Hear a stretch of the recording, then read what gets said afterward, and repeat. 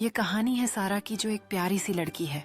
सारा ने सोचा कि वह अपने सपनों को पूरा करने के लिए कुछ खास कहानियां लिखेगी।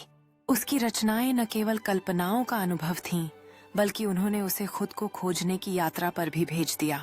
एक दिन उसने अपने विचारों को सुनाने का साहस जुटाया और एक कहानी सुनाने वाली प्रतियोगिता में भाग लिया। उसकी आवाज में जादू था और हर शब्द ने सुनने वालों के दिलों को छुआ।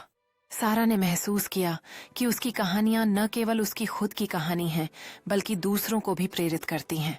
हर एक अनुभव ने उसे कुछ नया सिखाया और उसने अपने जीवन में छोटे छोटे पल को भी एक कहानी में बदल दिया। एक सुबह सारा ने एक नई कहानी की कल्पना की, जो उसकी जिंदगी के अनुभवों से भरी हुई थी। उसने लिखना शुरू किया और हर शब्द उसके दिल की गहराइयों से निकला।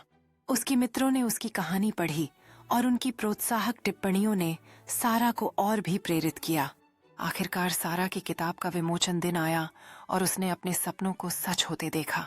उसने महसूस किया कि उसका सफर सिर्फ लिखने तक सीमित नहीं था, बल्कि दूसरों के दिलों को छूने का भी था।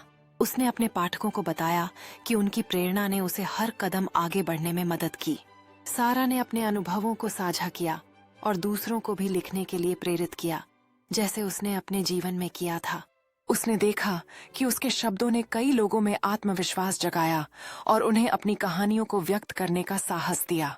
उसकी यात्रा ने उसे सिखाया कि हर कहानी महत्वपूर्ण है, चाहे वह कितनी भी छोटी या साधारण क्यों न हो। उसने महसूस किया कि हर अनुभव, चाहे वह कितना भी साधारण क्यों न हो, उसके लेखन में जादू भर सकता है। उसने कला और लेखन के बीच के गहरे संबंध को खोजा, जो उसके अंदर की सृजनात्मकता को और भी प्रज्वलित करता था।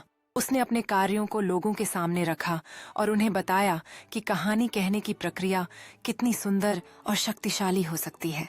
उसकी कहानियों ने न केवल उसे बल्कि दूसरों को भी जोड़ा और उसने एक समुदाय का निर्माण किया, जिसमें सभी एक दूसरे से सीखते थे।